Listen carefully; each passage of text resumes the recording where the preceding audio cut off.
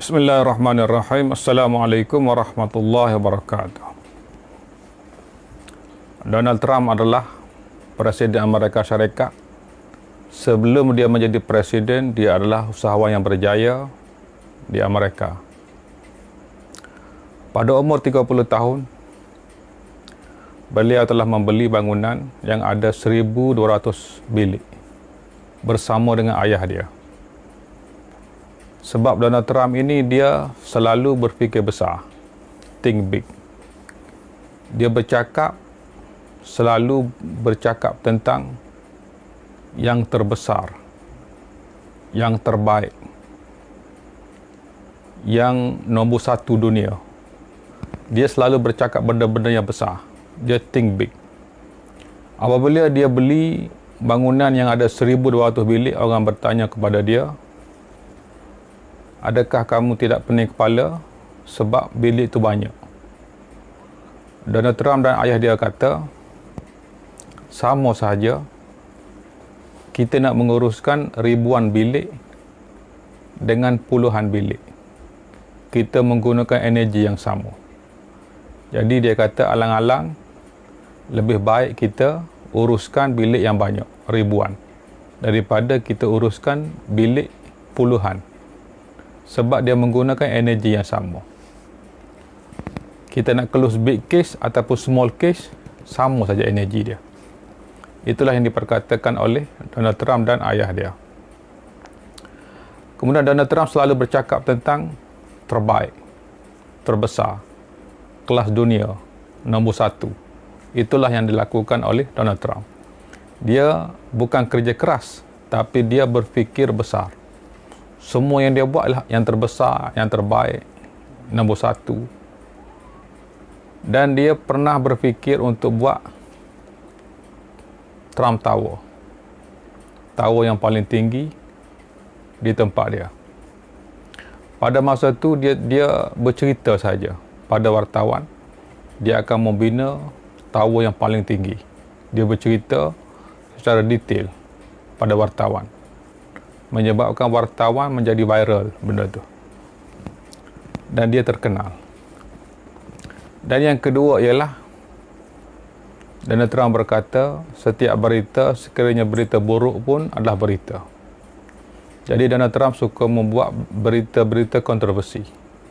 Contohnya semasa dia nak membina Trump Tower, ada satu macam patung yang sudah lama yang mengandungi nilai seni yang tinggi. Pada waktu itu dia ada dua pilihan, sama ada dia nak kekalkan patung tersebut ataupun robohkan. Kemudian dia mengambil pilihan untuk merobohkan, sebab kalau dia roboh, dia punya kos lagi rendah berbanding dengan dia nak pelihara patung itu.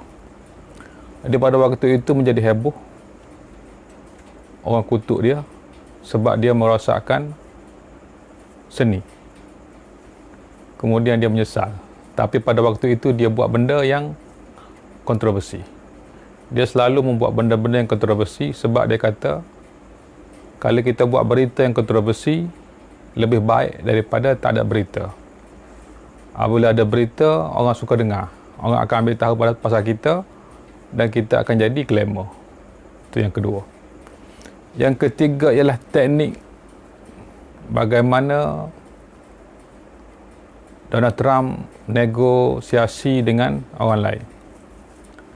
Donald Trump dia akan cari tahu dulu apakah yang orang itu perlu.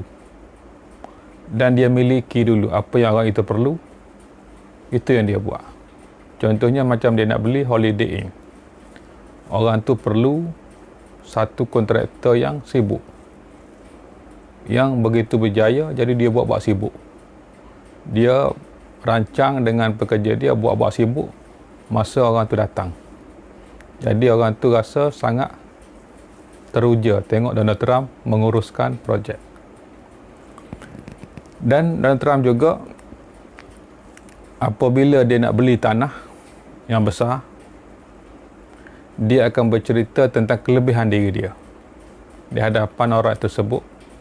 Dia cerita yang dia boleh menyelesaikan benda-benda yang rumit boleh menyelesaikan urusan tanah yang rumit.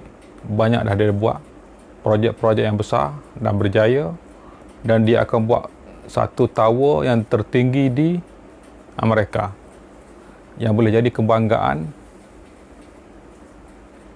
rakyat Amerika. Kemudian yang kedua, dia akan ceritakan kelemahan penjual tanah tersebut. Dia cerita yang ekonomi makin lama makin teruk, nilai properti jatuh, rumah susah nak jual. Dia cerita kelemahan. Dia cerita kelemahan orang lain dan dia cerita kelebihan diri dia. Daripada situlah menyebabkan penjual rasa berbaloi jual tanah dengan harga yang dia minta kepada dia. Itulah teknik negotiation yang dilakukan oleh Donald Trump.